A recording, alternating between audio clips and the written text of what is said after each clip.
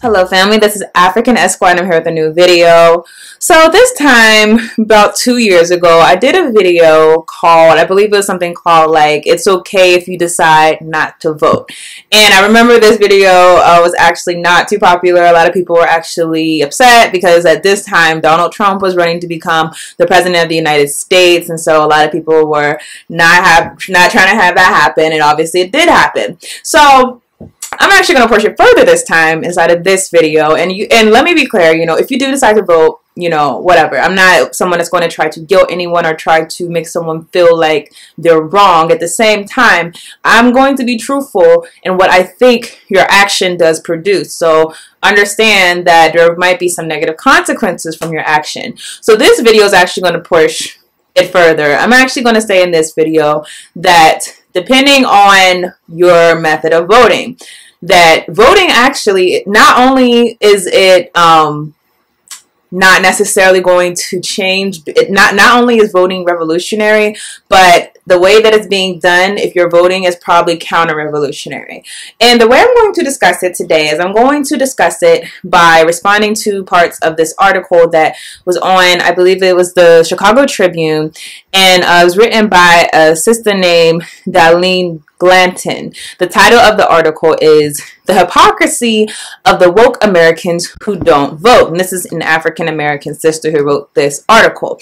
And I'm going to go through her article and say some of the common things, common misconceptions that are said about the voting process, and actually give my Pan-Africanist, Black nationalist view of it. But in addition to that, I also want to first start this video off by going to the OG of this conversation to me, and that is Malcolm X. And this is one of the most important speeches. If you are African American, if you've never listened to The Ballot or the Bullet, if you're African period, you've never listened to The Ballot or the Bullet by Malcolm X, go back, listen to it, read it, because this is one of the most important speeches that he's ever given. So before I even get into this article, just listen to Brother Malcolm and also just consider what he was saying back then and what it means today.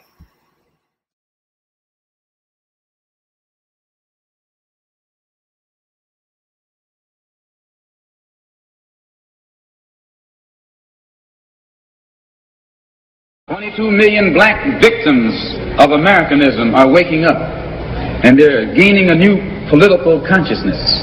You're in a position to determine who go to the White House and who stay in the doghouse. You're the one who has that power. You can keep Johnson in Washington, D.C., or you can send him back to his Texas cotton patch. You're the one who sent Kennedy to Washington. You're the one who put the present Democratic administration in Washington, D.C. The whites were evenly divided. It was the fact that you threw 80% of your votes behind the Democrats that put the Democrats in the White House. When you see this, you can see that the Negro vote is the key factor. And despite the fact that you are in a position to be the determining factor, what do you get out of it? The Democrats have been in Washington, D.C. only because of the Negro vote. They've been down there 4 years. And all other legislation they wanted to bring up, they brought it up and gotten it out of the way, and now they bring up you. And now they bring up you. You put them first and they put you last, because you're a chump. The party that you backed controls 2/3 of the House of Representatives and the Senate, and still they can't keep their promise to you. Anytime you throw your weight behind a political party that controls 2/3 of the government, and that party can't keep the promise that it made to you during election time, and you're dumb enough to walk around continuing to identify yourself with that party, you're not only a chump, but you're a traitor to your race. So the reason, as I said, that depending on how you vote, you actually could be counter-revolutionary because, as Malcolm said, you vote because you have a target. You have a specific target, not, oh, I'm just voting because I'm against Trump, or I want to make sure that I curtail him and everything that has to do with him. Okay, that's very nice. what is your target? What is being against Trump going to get you? Because the way that this issue has been framed for so-called African Americans is that we have to make sure that we vote against Trump, even though the opposite side, the liberals, are not offering us anything, any type of gainful thing outside of just telling us that, hey, if you vote for us, we'll try to stop Trump. Well, what are you actually going to do for us? Because I hear you talking about specific concrete things for every other community, but when it comes to the African American, you seem to only think that the only relevant platform is we're going to make sure that we keep Trump out of office, or we're going to actually stop his power. And this is, you know, talking in general. I know there are local candidates running. There's a brother in Florida. A lot of people are excited about him. A sister in Georgia. A lot of people are excited about her. I understand that different people might have spoken specifically about things in the so-called African American community. But when it comes to us, what are we really hearing from the general Democrats? What are we hearing from them, the people who say that they're our friends, and yet for some reason every single election that they have won and actually gotten the black vote, they have managed to forget that they got the black vote when it came time to making decisions, when it came time to passing legislation, when it came time to actually vote no on certain things, when it came time for the people to vote no on the mass incarceration scheme that is still affecting our families to this day, not just with the people who are in jail today, but the ripple effects in the community from back in the 80s when it happened to its worst extent in the 90s under Bill Clinton. And the ripple effect, the destroyed black families, and the cycle of destroyed black families, the cycle of families that have not recouped or been able to come back together from that scheme of mass incarceration. That effect still affects us today. And I always thought it was funny, not to go back to Hillary versus Donald Trump, but I always thought it was so funny how black people tried to make excuses for Hillary Clinton and say, well, she may have backed her husband when it came to the issue of mass incarceration, because remember, Bill Clinton was trying to get this crime bill passed, and Hillary Clinton was out on the field campaigning to get this bill passed that was going to lead to the largest stint of mass incarceration that the United States have ever seen.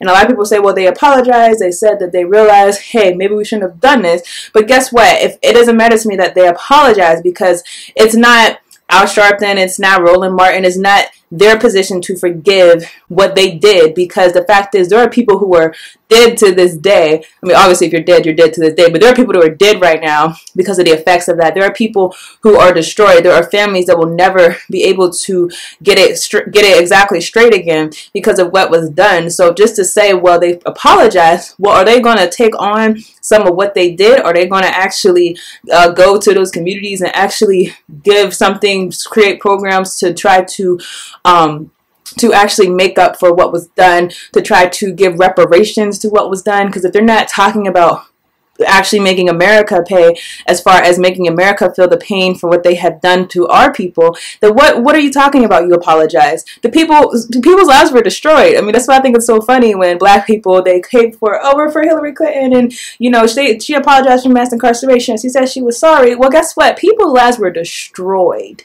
Understand, that's not a small thing. That's not we got past it. No, there are people who literally have not gotten past that. There are people who are in jail today from what was done back then, and all they had was a couple grams of crack, whereas you had someone with cocaine, some white guy with cocaine, who got out of jail in like 5 years. You had this person with a mandatory life sentence. This is happening today. And the funny thing was with the funny thing is with this, and I'm sorry, I really don't mean to go back, but it's kind of firing me up. It was so funny how she never even said, well, the people who were put in jail back then from the 90s crime bill that I campaigned for, that I wanted to happen on behalf of my husband, the fact that the people who are actually put in jail for life or for just ridiculously long sentences, she was never talking about actually exonerating or trying to find some way to get them out. The policy was, well, we're going to try to find some way to do things right now. Well, no, what about those people who are in jail from back then? So if you're really sorry, when you're really sorry, you act different. Germany was really sorry when the Holocaust happened, y'all. You could tell they were sorry, because guess what? If you even put a Nazi symbol up anywhere in Germany, all y'all going to jail. You know what I'm saying? Like, they're going to, if it's like, we have Nazi symbols pop up in our dorm rooms in America, if that happened in Germany, the whole dorm's going to get swept out. Everyone's going to be questioned because they actually are sorry for the Holocaust. America is not sorry for mass incarceration when they're still doing it. Hillary Clinton, Bill Clinton, they were certainly not sorry for it because they never were actually going to try to pay. They were actually never actually going to try to make things right. Germany paid hundreds of billions of millions of dollars to try to make things right for the Holocaust. They just look at all the stuff that they did. They completely changed the country around because they were actually sorry for that. But guess what? These people are not sorry for what they did to our ancestors, and understand, or not even our ancestors, our brothers and sisters who are still living and breathing. So I just had to get that out. I don't know why I went on that tangent, but let's get to this article. So, as I said, the title of the article is "The Hypocrisy of the Woke Americans Who Don't Vote." All right. So these are excerpts from the article. The article's on the Chicago Tribune. There will be a link in the description if you want to read the whole argument. But I'm going to read the parts that really popped out for me. So this sister says, "When I was growing up, my father and mother never missed a chance to do their civic duty. On election day, at the end of my father's shift at the Uniroyale factory, he would swing by the house to pick up my mother and, with my brother and me in the back seat, head uptown to vote. For them, voting was about more than being able to drink from any water fountain or enter any public restroom. It was about exuding dignity, respect, and honor." Pause that right now. Dignity, respect, and honor. So when were people not exuding dignity, respect, and honor? Did the right to vote give us some type of dignity, respect, or honor? If anything, our people have always held that honor. So that was very overhyped to me, what voting did for you, but whatever. It was about believing that they had the power to change the course of a nation when others insisted they did it. And that part right there actually was just ridiculous to me. I've said this a number of times on this channel, and I'm going to go through it again because people, unfortunately, still don't understand. And understand, yes, I'm an attorney, but before that, I was also a political science major. This is something that is actually a really huge issue in the United States. In the United States, I don't care if you vote. That does not give you power. Period. She actually used the word power, which is scary to me because I really hope she said that believing that they had the power to change the course of a nation. Voting does not give you the power to change the course of a nation. Let's understand something.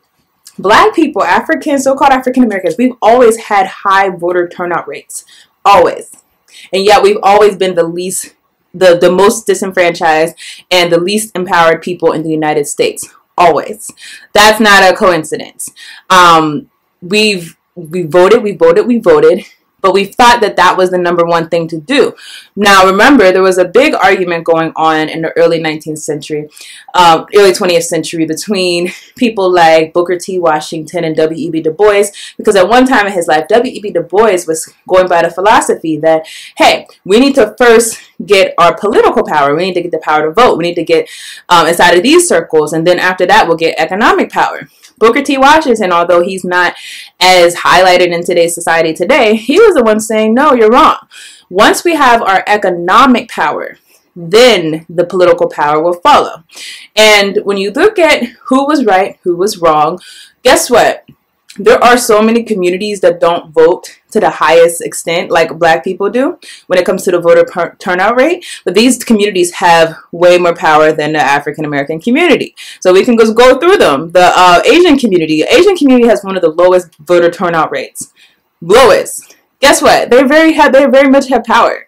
They have power, they have businesses, they have the actual economic capital because they want for economics before they actually want for political power. Same thing with the Latin American community. They have a lower voter turnout rate than us also, but they also have more power because they have more of it, even though their economic base isn't as extensive as the Asian one, and they still also do suffer from certain forms of oppression. They have been able to gather what economic power they do have and actually work towards a future to where they're at one point in the future, they're going to be a force to be reckoned with. So every single community that you can go through, that has economic power, they might not necessarily be active in the voter sphere. The opposite is happening for us. We're fighting and fighting and fighting these politics and trying to have our say inside of Washington and do that, but we don't have economics. The reason why this is so detrimental is because we still don't understand. In America, voting, the voting process is not about voting. I'm sorry, let me rephrase that. The process when it comes to getting things done, in the words of her, of the sister, changing the course of a nation, that is not about voting. It's about economic power, because there's the voting as far as casting a ballot, but there's also the voting as far as not just campaign finance, but donations to your candidate. Actually giving them the idea that, hey, not only am I going to vote for you, but I'm going to give you some money. I'm going to give you some change in your pocket. I'm going to throw you this so that you can look out for me when you're actually in office. And that's what actually changes things. If we had an economic base, if we actually had capital, money, businesses, black-owned businesses, not working for some white man, but actually having your own business. And we actually had that ability to tell the politicians, hey, once you're in office, we're going to give you this much money. And we're expecting that you're going to do this for us as a result of that. That's going to actually give you power to actually change what's going on in your country. The voting doesn't really give you power, because as we've seen historically, what happens? We vote. We all vote for a candidate. We vote for Barack. Let's just use the grand old example, Barack Obama, who some of you still worship to this day. We voted hardcore for him. Especially the first time. We all came out, voted for him, right? So many people voted for him. What happens when he gets into office? Well, the excuses start coming. Oh, well, I'm not just the president of Black America. And, Black people were so anxious and thirsty to defend him. They were like, yeah, he ain't the president of Black America. That's fine that he said that. No, that's actually not fine. Anytime a president points out a certain region, a certain part of the country and says, I'm not the president of just Black America. No, you're the president of Black America, Latin America, Asian America, white America. You're the president of all of those. So you don't have a problem when it comes to doing things for the other types of, the other parts that actually make up your constituency. But when it comes to Black America, oh, I'm not the president of Black America. And Black people made so many excuses for him over and over. I mean, we completely ignored the fact that for the first 2 years of Barack Obama's of his presidency, he had a majority in the House and the Senate. So he could really get a lot past those first 2 years. And he did absolutely nothing that would actually help us in those first 2 years. So even so, though, I heard people saying, well, you can't be coming at him right now because he got the Republicans on his neck, and he can't be looking like he's too much for us. Well, what's the point of voting for him if we don't want him to look like he's for us? I mean, that just completely unravels the whole hoopla about the election. They were talking about hope and change, but now that he's actually in a position, you're trying to tell me that I can't expect or actually tell him you need to do this to actually change things because I don't want it to look too aggressive. Well, if that's the case, what was the point of having a Black president? There was no point. The only point, from their logic, the only point of having a Black president was so that you could feel better about yourself. Because some people are so at lack of, as far as seeing power in Black people, as far as seeing feeling confident in who you are, that was all that they wanted. That was all that they needed. Symbolism. All we have ever needed as people in order to keep us quiet is symbolism. You gave us symbolism with the Civil Rights Act. You gave us symbolism with the Emancipation. That was a perfect example, actually. The Emancipation Proclamation. The fact that it actually didn't free one slave, yet it was symbolic that it actually was supposed to free the slaves. That was symbolism. And that symbolism was actually enough to get a bunch of Black Americans to actually enroll in the army, the Union's army, to fight the Confederacy. But that was just symbolism because it actually didn't free them. And even after they were actually freed, even after that did happen, guess what? They were now facing mass terrorism by a state that was not willing to protect them, or by people in the state, and the state wasn't willing to do anything to protect them from lynchings, from terrorism, from white extremism. They weren't willing to do anything for them. So understand, symbolism has always been used against us. Remember what people felt when I don't know if it's still happening, but when they thought that Harriet Tubman was going to be on a $20 bill. Oh my gosh, the symbol of having Harriet Tubman. That's just symbolism. People riled up about the Confederate monuments. Okay, I understand. You know, it's very stupid that people would actually have these Confederate monuments up, despite the fact that these are actually people who rebelled against the United States and actually tried to break up the Union. So you would think they would actually be considered aggravators, they would be considered traitors. Instead, you're holding up as heroes. And so the sentiment was, well, we all have to go out and tear these monuments down. But really, what would that have done? And I'm not saying it shouldn't be down, but really, is that really should that be our number one priority when we have so many of our black men in jail right now? When we have an education system that actually is destroying the black mind right now? That's symbolism. That's symbolism. Like, you're not talking about things that actually change things. You're not talking about undoing the education system. You're not talking about undoing the mass incarceration system. You're so in love with the symbolism and the emotional, like, stroking that it does for you, that you're not thinking about, what do I actually do to stop the killing of my people, even the killing of my people by my own people? How do we undo that? How do we get ourselves into a better position? But we'd rather be talking about symbolic things. So the sister goes on to say in this article, somewhere down this spiraling road, some young adults in my family took a detour. They decided that their ambivalence about voting somehow makes them more woke than those who came before them, that they discovered certain truths about America's political system that their elders were never able to figure out. Pause. So let's first talk about this. We have to understand that the people who fight and died for our rights today, there was not necessarily a uniformity as far as what it was that needed to happen. So she says, you know, I want to take the words exactly, that we've discovered some new truth. Well, let's first understand that the truth that we discovered it already existed.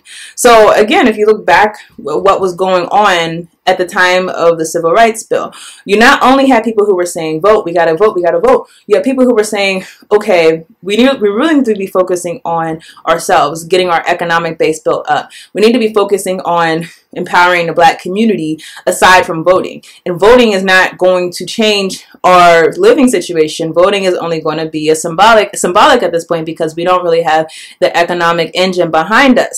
This is not a new truth. The things that our people are saying now, when we say that there are money in politics, that makes it basically, it's ineffective to just vote and not have some type of economic way to actually ensure that your policies are going to be on the referendum whenever people are debating topics. That's always been said. People have always said we have to focus on building up an economic base. That's not a new argument. It's only been framed to you to think that this is a new argument, to think that us saying that this voting and voting and voting and not actually having a specific aim, that feels like a new argument, because the American education system has made a purposeful and direct attempt, not just attempt, they have completely won on this front. They have completely brainwashed us to think that the conversation going on at the civil rights movement was only the Martin Luther Kings and the Medgar Evers type of conversations, the Rosa Parks people who were the leading voices, and completely ignore people like Malcolm X, people like Elijah Muhammad, even before them, people like Booker T. Washington, who were saying that the vote is not necessarily going to do what we want it to do if we don't really have the economics to back us up. So these are not new arguments. These are not new truths. It's only you who has been indoctrinated to think that there's only been one truth, that everyone has always thought that voting was going to be the ultimate end-all and be-all. But it never has been, and it never will be. So understand that. She goes on to say, they ignored the lessons of the past and decided to make a dangerous U-turn. I like this phrase for the wrong reasons, I guess. So she says they ignored the lessons of the past. In my opinion, if you're voting without having an actual gain to get from this, and when I say gain, I don't just mean, oh, we're going to have someone who's nicer to us. Well, okay, follow up. What are your follow-up goals? What are you trying to get? If you're living inside of a stand your ground state, for example, you want to have probably the governor candidate who's actually against stand your ground, but you have to have follow-up goals to actually, okay, how are we going to specifically get this done? Now, to say that they ignored the lessons of the past and decided to make a dangerous U-turn, people are not actually studying the past when they say these things, because if you think about historically, we have voted and voted and voted. As I said, we have the highest voter turnout rate for a community. Voted and voted and voted and voted. And yet, we've actually suffered and suffered and suffered and suffered. And for someone to keep doing the same thing decades and decades and decades later and to expect different results is actually insanity. And understand, this system lives off of our insanity, because the day that we really withdraw from voting, like for real, and say we're not going to buy into the system anymore, that's going to be a big red flag to the white supremacist system, because they have to feel comfort in knowing that they have us in a daze as far as miscalculating our priorities, and as far as going for what they say our problems are rather than what the problems actually are.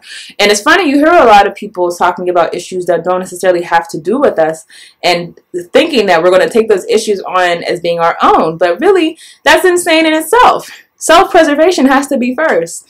You know, self-preservation is what's going to make sure that your son comes home at night. Self-preservation is going to make sure that your niece or your goddaughter is not the victim of someone planning drugs on her and putting her in a prison system for something she didn't do. That's self-preservation. So you have to put yourself first. So these are lessons that we should be taking from the past. And that's honestly my biggest issue with the quote-unquote black intellectuals, that a lot of times we're saying things that sound good. We're usually saying things that the Democratic talking heads have points that they've given us. But we're not actually comparing these things to what actually has worked in the past versus what hasn't worked.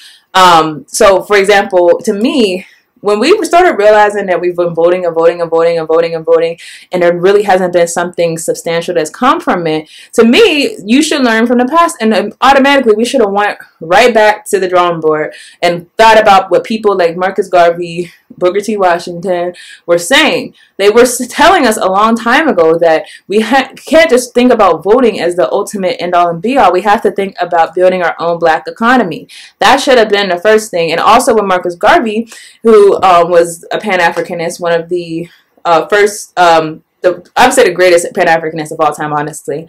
He was telling us something very important also, is that not just that we have to build our own economic base, but we have to connect to our homeland. And he's saying, go back home. I told people before in our Back to New Africa platform, check that out if you are interested in possibly relocating back to Africa, Federation of African Liberation. We have a platform for people who want to do that. But as Marcus Garvey was saying back then, when we're talking about the issue of actually having power or whatever, can we really have power if we're separated from our homeland? Can we really have power being on an island by ourselves and not actually having some type of way to gain power, not just on a national level, but on an international level? That to me is when you learn from the mistakes of the past. The ultimate thing should be that we understand that one time we were talking one thing and now we're talking a different thing. This thing has not worked. So what is it that we missed? What is it that they were trying to tell us that we just ignored and said, oh, you're wrong. We're just going to go with this integrationist platform and that's going to work. No, it didn't work. So now we have to think back and actually reassess. And once we reassess, then we can actually talk about learning lessons from the past. So I'm going to go on. So she says, so they ignored the lessons of the past and decided to make a dangerous U-turn. I don't believe in politics. In other words, they said, they don't believe that laws passed by politicians have any impact on their lives. I don't think that saying that you don't believe in politics means that laws passed by politicians doesn't have an impact on your lives. It means that the means that these laws are passed is not something that is, number one, moral. It's not something that should be celebrated, and certainly is not something that we have power over, as we have tried to get power from voting. That's to me what saying I don't believe in politics. I don't believe in the process that they tell us that it's just voting. No, it's not voting. It's the money. There's always money behind politics, and that's why actually elections are won and policies are passed. That's the real reason why those things happen. So she says, meanwhile, some with low-paying jobs are uninsured because politicians in Georgia chose not to accept federal funding to expand Medicaid that would have made them eligible for Obamacare. Politicians are going to do whatever they want anyways. That's another excuse. She says, this kind of victim mentality keeps people struggling at the bottom. Is that really what? So saying politicians are going to do whatever they want anyways, that's the victim mentality that keeps people struggling at the bottom? She then says they don't believe they have the power to change anything. They advocate the responsibility to others who are most likely to vote against their best interests, and their belief becomes a self-fulfilling prophecy. Politicians get to do whatever they want because no one is holding them accountable. That's okay, listen, there is a victim mentality. There's certainly a victim mentality, and there's certainly a reason why we have been struggling at the bottom. But I promise you, it's not because of voting. As we've said, if that was the case, the Asian community would be struggling at the bottom instead of being on the top. If that was the real issue. It's not the real issue. So making it voting, I mean, we have to really think, who taught us these things? Who taught us to believe that voting was going to do, who taught us to believe that voting was going to take us to heaven? Who taught us to believe that voting was going to take us to paradise and give us so many amenities and so many blessings? Who taught you to believe these things? And again, the intelligent thing to say is, when you look at the elections where we really did show up, why didn't everything get better then? Why were black people still struggling at the bottom? I don't care whether it was Bush 1, whether it was Clinton, George Bush 2, Obama, and now Donald Trump. The hood is the exact same hood that has been and will be. If people are still at the bottom in the hood is still the hood in all of those presidencies. So it didn't matter, and when all people came out to vote under Obama. So, and that's my issue with these ideas. I don't want to say that they're like real opinions. It's just regurgitated talking points from the people who have sought to control us, that we're struggling at the bottom because of our victim mentality that tells us not to vote, despite the fact that people who don't vote in other communities are doing great. It's voting. Despite the fact that we've actually came out and voted consistently as one of the largest voting populations, but not just that, but we really came out and voted hardcore in the Obama election. And we're still struggling at the bottom. We were struggling at the bottom when he was president, even though he had the House and the Senate, and we're still struggling at the bottom now. That's the reason. You sure it's not because of the economic conspiracy to oppress black people? You sure it's not because of the prison industrial complex? Are you sure it's not because of the education system? Are you sure it's not because of the fact that businesses in our community are controlled by outsiders? All those things aren't it. It's all because, are you sure it's not because we don't have any familial connection to our homeland, or our homeland is not liberated? That's not it either. All of it's just because we don't vote. That's why we're struggling at the bottom. That doesn't make sense. It's not logical, and it's not intelligent. And that's my issue with these talking points that we regurgitate. Let's just think it out before we say it, before we write it, before we put it in the Chicago Tribune. Let's actually think about what we're saying, because it doesn't make sense at all. All right, so she goes on to say, politicians are hypocrites. Yes, some of them are, but so are many people who don't vote. I don't get the point of her saying that. They're all over social media talking about what they don't like about government, leading friends to believe they are active participants in the electoral process when they actually are faking it. In my opinion, if you don't vote, you lose your right to complain. So I'm going to talk about that last part, but first, the politicians are hypocrites. Well, yes, so are some voters. Well, guess what? The voters who are hypocrites, everyone's a hypocrite, first of all. The problem is not the hypocrisy. The problem is who's always the victim of the hypocrisy. Guess what? It's always us. It's always us who we vote Bill Clinton in, we vote Obama in, and these same people who say, oh, we're going to do this, we're going to do that, we're going to do this, we're going to do that, they get in the office and they completely forget it. And not only do they forget the things they've done for us, but they actually do things against our interests. That to me means a lot more than the type of hypocrisy you're talking about. People on social media talking about the government and not actually voting. Understand that this last sentence, when it says, in my opinion, if you don't vote, you lose your right to complain. To sum up this video, I know this is kind of getting long. If you vote in an unintelligent way, and I'm going back to what Malcolm said. He said, it's the ballot or the bullet. So you treat your ballot like a bullet. And if you see a target, okay, I'm a vote, and this vote's going to get me this. And then that's when you shoot. But if you don't see a target, you see, okay, there's no exact target. They're just telling me if I vote that it will stop Trump. But, you know, I don't see anything for me. Where's something for my community? Where's something for my people? You don't see that. And you shoot anyways, then you're wasting your vote. And to me, you're actually counter-revolutionary. Way more than a person who has said, hey, system who has oppressed my people, who has brainwashed my people, who has indoctrinated my people, who has taken over my education and given me a colonial slavery education, the system that has continued to enslave my people through the prison industrial complex. Hey, that system. Guess what? I don't believe in you. Therefore, I'm keeping my vote in my pocket, especially because I don't have a reason to vote this election. I don't have a reason in this election. I mean, maybe some of you do. Maybe some of you live in Florida and you have a reason to vote in this election. But guess what? Not everyone does. Not everyone has someone that's actually talking to their issues. So what do I want to do? Vote so that you can get in the office and say you're going to stop Trump, but you're actually going to be doing other things other than that?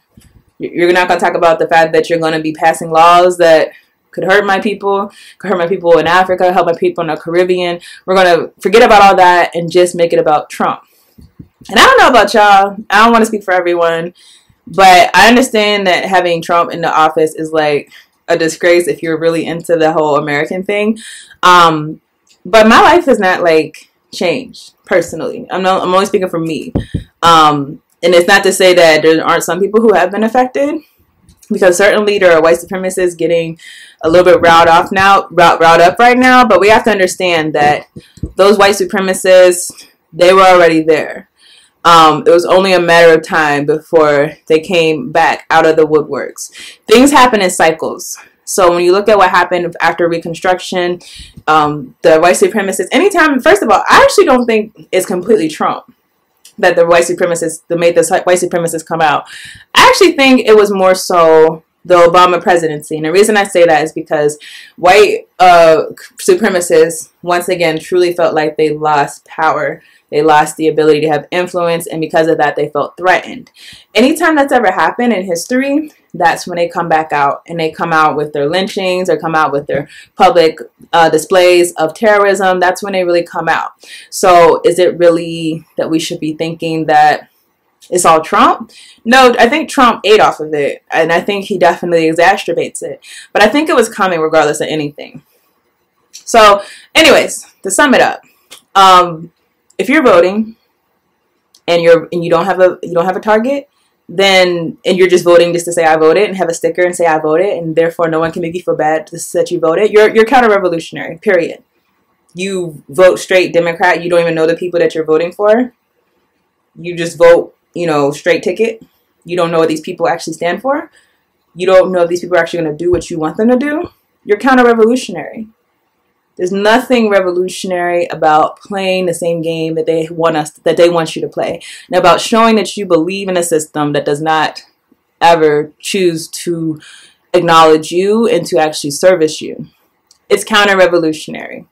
And that's really all I'm going to say about this subject. Again, I'm sure a lot of people won't like this because they don't like when you say these things, because they want to believe that they're doing something, and this is the only way that the Democrats will allow them to think that they do something is by voting for us. But honestly, and just if we're being honest with ourselves, we should know by now that doing the same thing over and over again cannot be the answer. We have to do something outside of the regular, and something that will actually be without the confines of, you know, vote for Bush or vote for McCain, vote for Obama, something outside of those confines.